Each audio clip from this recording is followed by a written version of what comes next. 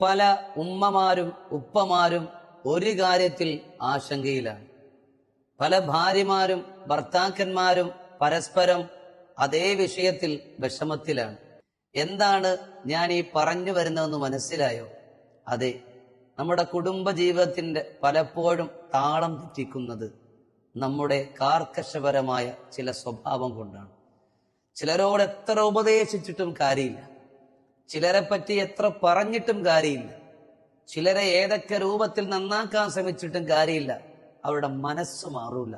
ചില കഠിന ഹൃദയർ, ദയയില്ലാത്ത, അനുകമ്പയില്ലാത്ത, സ്നേഹം പ്രകടിപ്പിക്കാൻ അറിയാത്ത, സ്നേഹിക്കാൻ അറിയാത്ത, വിട്ടുവീഴ്ച അറിയാത്ത, വിഷമങ്ങളില്ലാത്ത, കണ്ണുനീര് വരാത്ത കാട സ്വഭാവമുള്ള പലരും നമ്മുടെ പല വീടുകളിലും ഉണ്ട്. അതോർത്ത് പലരും കണ്ണുനീര് വാർക്കാത്ത ദിവസങ്ങളില്ല. എന്നാൽ അവർക്കത് കണ്ടാലൊന്നും മനസ്സലിയില്ല.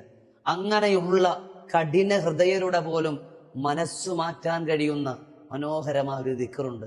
ആത്മാർത്ഥമായി ചെല്ലിയാർ അവരുടെ കൽബ് പൂ പോലെ അലിയുന്ന, സുഗന്ധമുള്ള, സ്നേഹമുള്ള, നിങ്ങളോട് അനുകമ്പയുള്ള, വിട്ടുവീഴ്ചയുള്ള കൽബ് അവർക്കുണ്ടാകും. ആ ദിക്ർ ഓരോ വീട്ടിലും നമ്മൾ ചൊല്ലണം, നാം അത് പതിവാക്കണം. നമുക്കതിൽ മാറ്റമുണ്ടാകും. അള്ളാഹു സ്വീകരിക്കട്ടെ. നമുക്ക് പഠിക്കാം. ഏതാണത്? യാ റഹ്മാനു കുല്ലി ഷൈഇൻ വഅഹിമഹു എന്ന ഈ ദിക്റിനെ ഒരു പേപ്പറിൽ എഴുതി ആ ദുസ്വഭാവമുള്ളവരുടെ റൂമിലോ വീട്ടിലോ സൂക്ഷിക്കുകയും 101 പ്രാവശ്യം ദിവസവും ചെല്ലുകയും ചെയ്യുക. അള്ളാഹു അവർക്ക് സ്വഭാവത്തിൽ മാറ്റം നൽകട്ടെ. ആമീൻ.